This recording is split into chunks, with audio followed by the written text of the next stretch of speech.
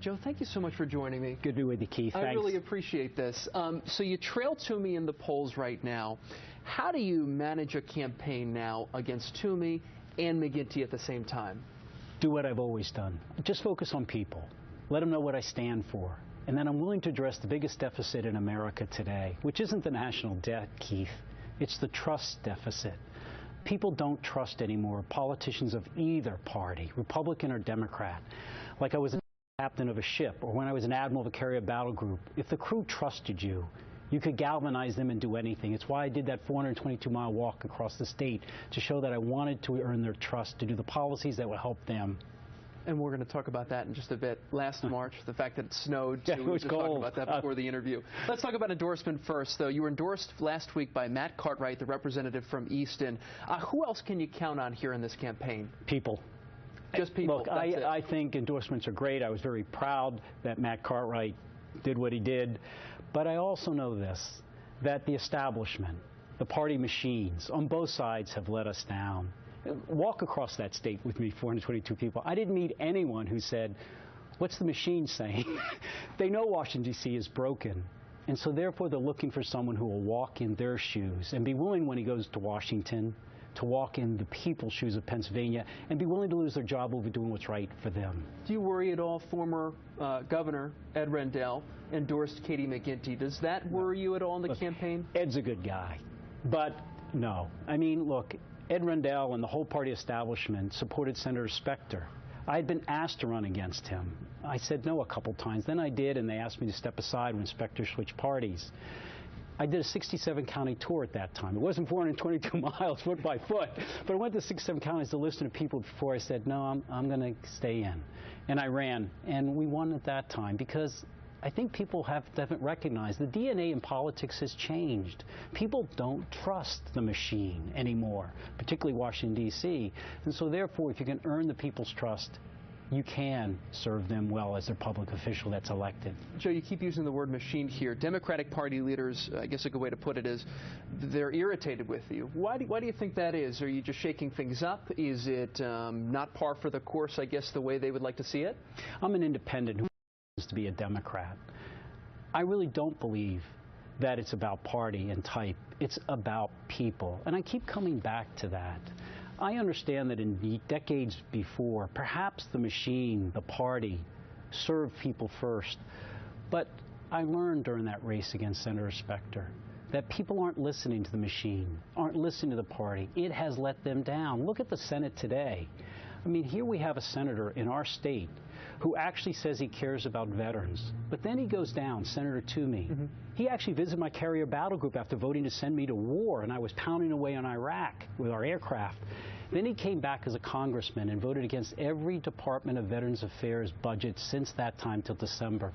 How can you trust someone like that? That's why the machine no longer works. So then what would people get voting for you as U.S. Senator? Someone who's willing to be accountable.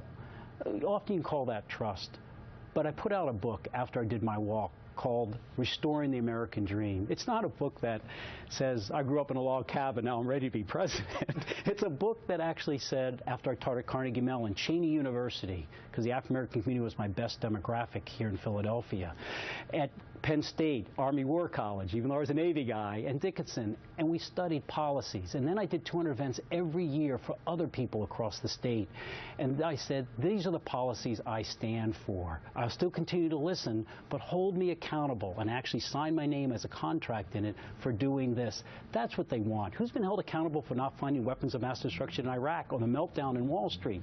I want to be held accountable not just for what I say, but for what I do or fail to do. And speaking of what you did, let's talk about the 422 miles you said across the state of Pennsylvania. You walked across there in March. We were just talking about how cold that must have been. In fact, you've got a story here in Philly. You wake up and there's, what, 2 to 4 inches on the ground? That's right. I kicked it off. I think it was I held up the boots, my combat boots I wore as head of the Navy's anti-terrorism unit, was on the ground in Afghanistan beginning of that conflict. And I said, I'm now going to walk across the state foot by foot. I walked about 12, 14 miles that first day, slept overnight at an African-American church, woke up the next day, And there was all this snow. And just familiar with how cold it was, too. It was something. And then, but I'll tell you, walking 4 or 5 mountains, as you get into Franklin and other counties, is really something. Look, part of this was because of my daughter. As you know, I only got into politics because my then 4-year-old, now 14-year-old daughter had brain cancer.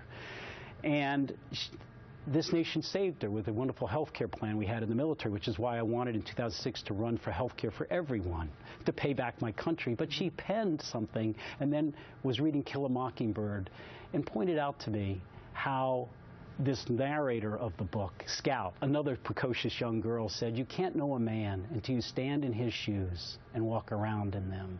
That's what that walk was about, to earn trust of people, to be, not to have them agree with me all the time, just like I don't ask the machine or people, but so they know where I stand, but that I understand their hopes and their challenges. So does her strength through that struggle, through what she endured, does that still motivate you today in this campaign? It is everything.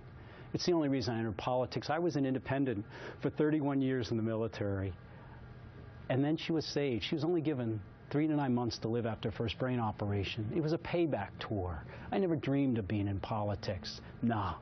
This payback is what it's still all about. You don't know what it's like, well, maybe some do, that you walk out and there Walter Reed after the first brain operation, they said we couldn't get it. So she only has a few months. We were able to take her to Children's. We were able to take her up to for proton beam therapy up in Boston. No, I fought for the Affordable Care Act so everyone had an opportunity. I did. No, she's it. And let's talk about the campaign firing right now, too. Some reports are saying that you're having trouble, or at least are slow, to raise campaign money.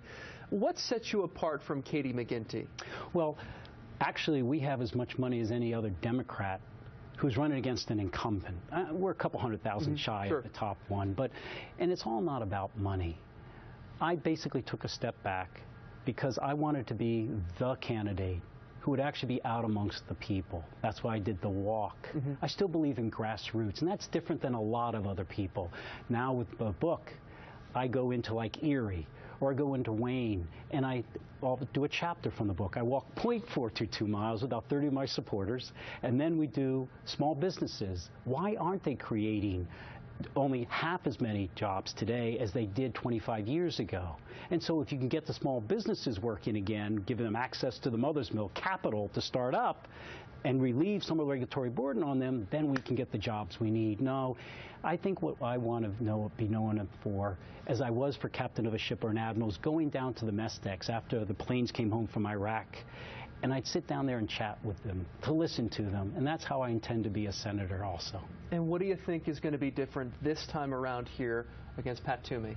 Well, I think Pat Toomey now has demonstrated that he's willing to vote against the interest of Pennsylvanians. For example, he said we need a transportation bill, but he led the filibuster of the transportation bill and then said to the Tea Party, we did something constructive today. We killed it. He voted against every Veterans Administration bill. You know, he visited my aircraft carrier, as I mentioned, but he also said we should care about the veterans' suicide rate. But then he voted against the standalone mental health and benefits bill. And then Paycheck Fairness Act for women, where they make about 70 to 92 cents on the dollar a guy. 7 times he's voted against women to stop that bill from going through.